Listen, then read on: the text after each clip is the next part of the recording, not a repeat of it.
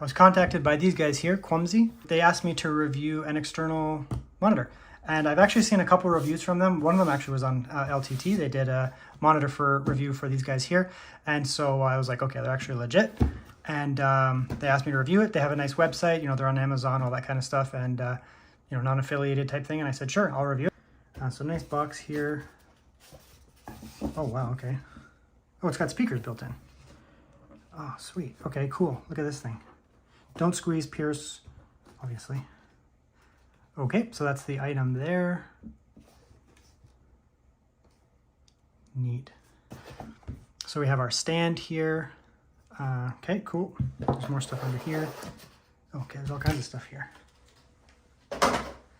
So we have a USB A to C. Not sure what that's for, but we'll keep it to the side. We have a full-size HDMI to micro HDMI, or mini HDMI, whatever that's called. So depending on your device, you can plug that in. What else we got here? And then we have our USB-C to C. It's a nice matte screen protector. I've never seen that before.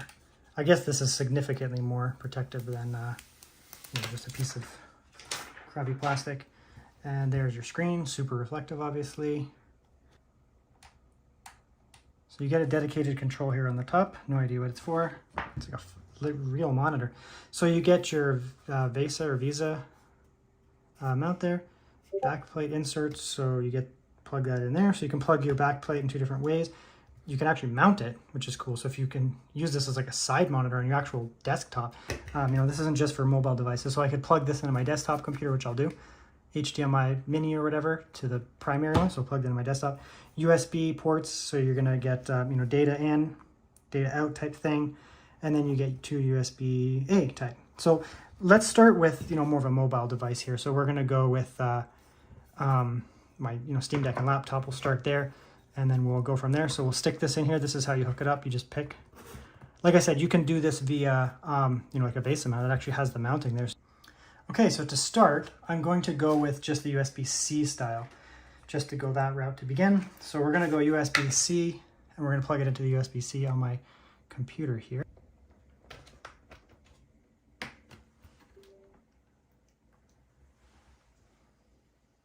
Okay, so it's plugged in, and things are happening. Okay, so my laptop immediately recognized it. Let's go extend. So we'll go extend these displays, so that we can see what's going on here. Okay, so right away we'll come over here. So we can see that Windows is recognizing the resolution. Well, no. Speakers, how about speakers? Okay, so that display there, we'll come in here and let's have a look. It's probably 60 Hertz. And it's 60 Hertz, yep, totally fine. And 1920 by 860. So we have brightness. Well, let's turn the brightness up. Lots of settings in here. Let's turn the brightness way up. Whoa, yeah, it can get pretty bright. We'll put it back to 50 for now. Contrast, we'll tweak this later. You know, I can get into some of the, you know, tweaking this a little bit here. So contrast, you know, this kind of stuff. We'll just leave it as default now. You know, I can play with the settings later. Eco mode, there's a lot of settings in here. DCR, dynamic contrast ratio.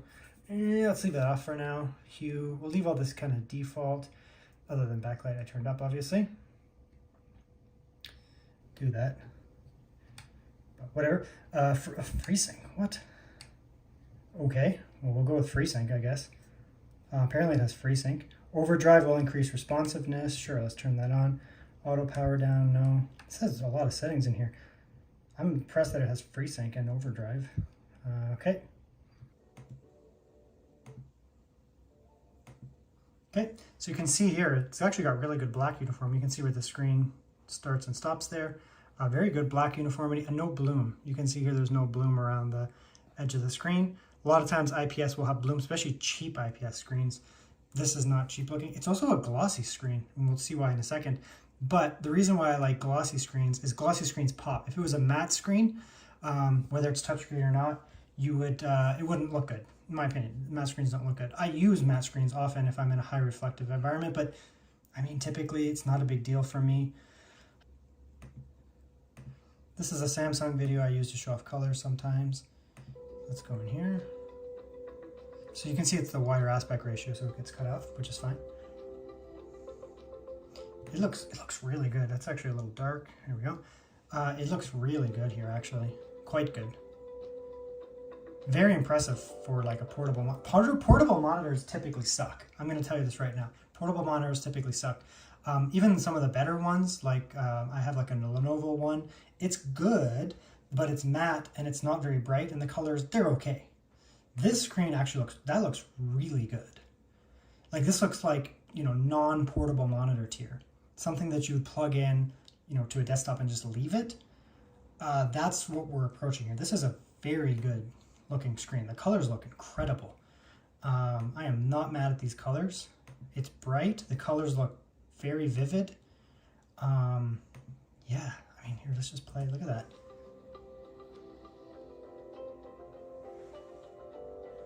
Very nice. You can see here, touchscreen controls, which is awesome. Some people don't care, but on an extra monitor, it's actually nice to have touchscreen controls because I don't have to come over here and go over there.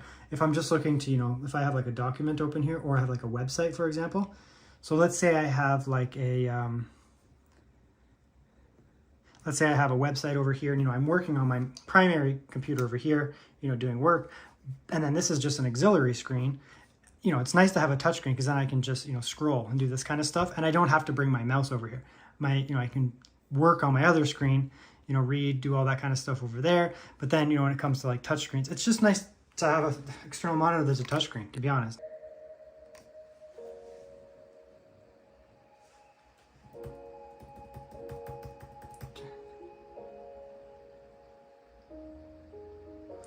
It's pretty good speaker sizes and size in there. I'm not sure how good they're going to be, but let's see.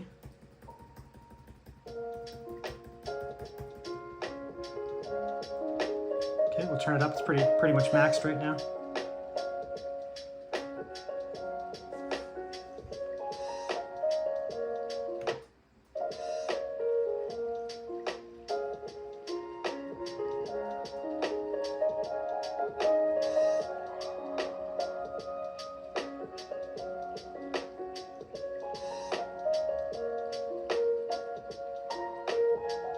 Yeah, it's fine.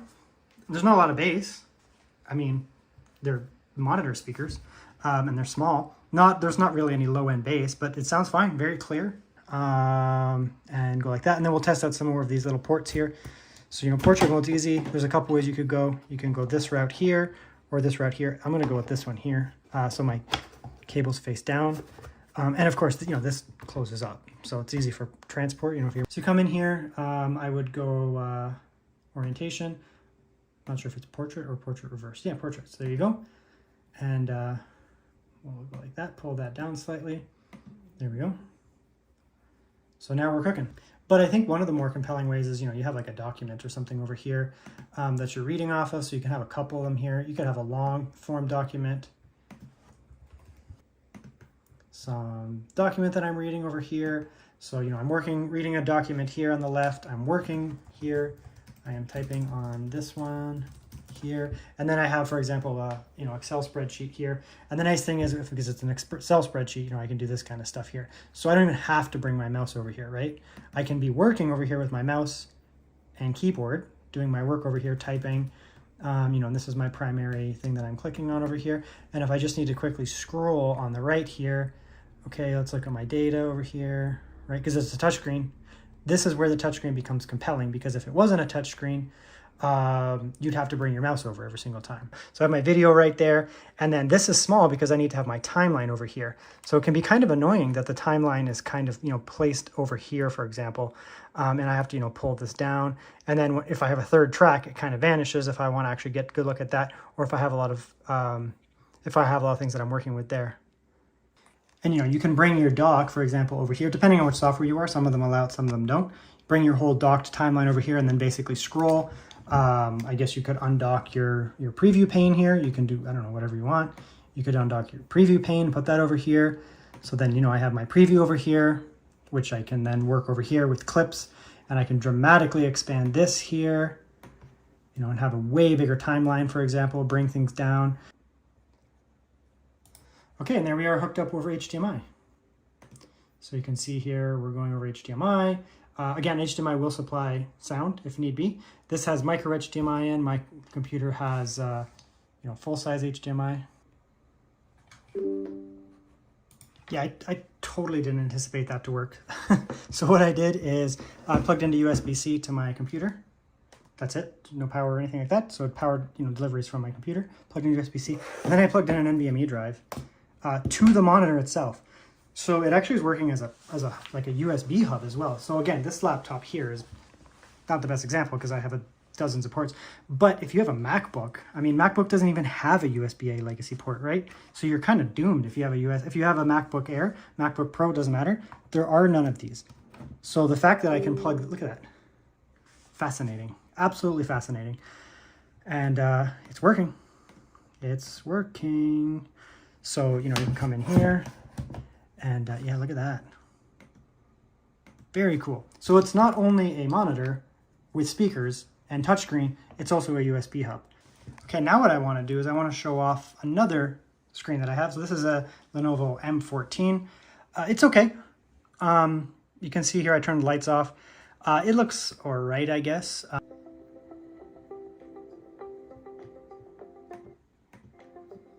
So, I don't know if you can see that. Look how washed out this monitor here. This is typical of external monitors. Typically, external monitors have, this washed out look to them. They're not very bright. They're low nit, like maybe 250, sometimes 200. That's pretty typical. They typically don't have the best colors. They're like serviceable. Look at the difference. It's not even showing up well on my screen, to be honest. On my camera, it's not even showing up well, but it's kind of a night and day difference there. I never thought about a widescreen ROG Ally being a thing, but that's what I have set up here. So I have my ROG Ally, I have my mouse hooked up. This is a non-Bluetooth mouse, so it's actually the dongle plugged into the back there. And I can use this as a widescreen computer now. The screen is much bigger than the ROG Ally. You can see there, the ROG Ally would be this big here, significantly more room here. You could obviously hook this up to any type of external monitor, but this one is actually nice.